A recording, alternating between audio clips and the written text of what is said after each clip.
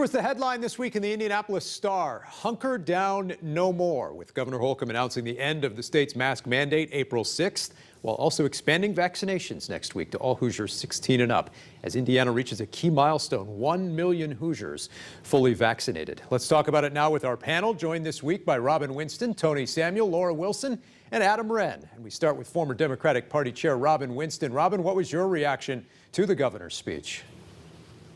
Well, I think it was good for all Hoosiers. I think that everyone's got to take personal responsibility on this.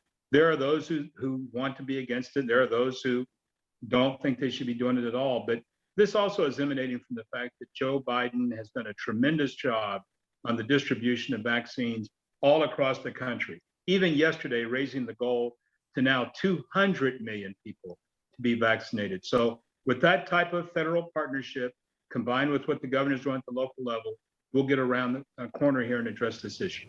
Tony Samuel was 2016 vice chair for the Indiana Trump campaign. Tony, what's your response to that? And what do you think about concerns that the governor may be moving too quickly with the mask mandate?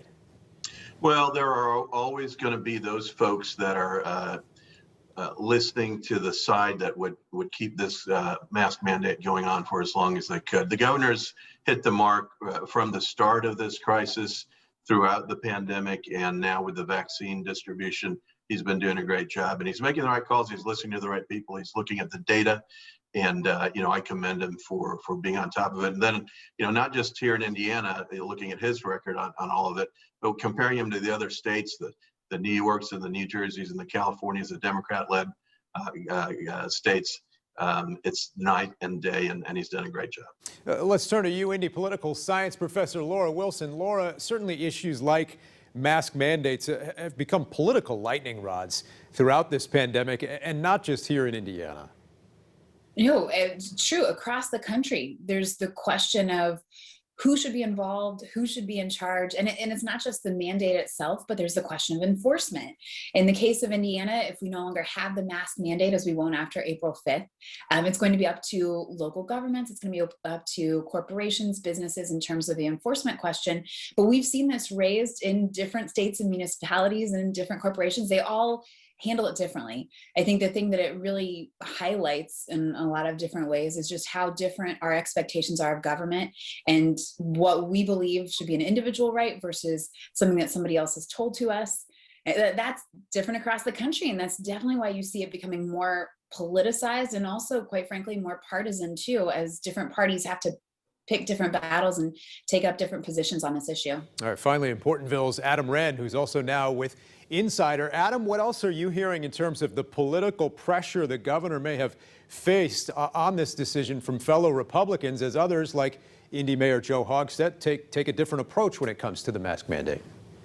One of the things that I'm watching for, Dan, is whether the governor gets something out of this decision to sort of compromise with some of the people on the right in his party and the state legislature. Do they give his agenda kind of a fresh look? Do they move parts of his agenda forward in a way that they were holding out on given this mask mandate? So that's something that I'm going to be watching down the home stretch. But look, the governor is the governor of a vast state that has different parts of geography, different demographics, and ultimately he's going with the conservative idea of local control and giving those authorities the ability to decide for themselves. And so I think that's consistent with his political philosophy. All right, I also want to talk here about President Biden's first press conference this past week. The president announcing, as Robin mentioned, that he would now try to double his goal to get 200 million vaccinations complete by his first 100 days in office. Laura, what were your key takeaways from that press conference, which notably did not include any questions about the ongoing pandemic? It didn't include those questions. And also, it's important to note that this was his first press conference. He's taken questions going in and out of meetings, things like that, but a little unusual. Certainly, things happen that way. I think in some of the key takeaways there, obviously, he's been effective at his policy so far, his strategy. Some may say it has been a strongman goal, that what he initially said was going to be easy to complete. I think regardless, if we can do our very best to take out politics, if we focus on the policy itself, more vaccinations are a good thing. We're getting closer to achieving herd immunity. We're getting closer to have things opening up. I know there will be a new normal and not the traditional normal, but regardless, I think any return to a version of normal is certainly a good thing for our country. It's good for our economy. It's good for the people. And I do think you heard a little bit about that optimism. And I think that's probably his overall goal and message, especially at this beginning part of his administration. Certainly, he faced a lot of questions there in that press conference about the situation at the border. That was a very big topic. Senator Braun, by the way, visiting the southern border this past week. Tony, what was your reaction to the president's press conference? Certainly, he'd faced some criticism for not holding one until this week. Yeah, it was more than 60 days. It wasn't a great showing for President Biden. He looked weak in his answers. Folks have criticized him for using notes. I think that's fine. He can use notes, but he didn't use them effectively. He fumbled through them. He didn't have command of the issues regarding the border. He's got a crisis on his hands, and he's made it worse by reversing the course that President Trump had set us on, which was taking care of a lot of the problems that had been going on for decades. He's shut down the Keystone Pipeline. That's cost tens of thousands of jobs and raised gas prices. Just one issue after another.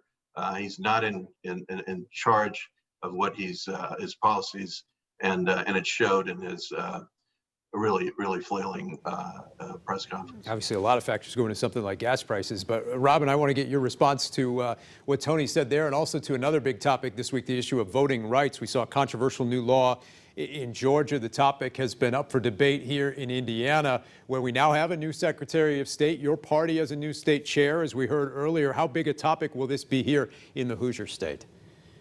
Already a big topic, Dan. I stood in line for 5 hours to vote. That's ridiculous. We should have not had those kind of restrictions on voting. Now they've made it a rule in Georgia. If you give somebody a bottle of water on a 90-degree day, you're trying to buy their vote. That's crazy.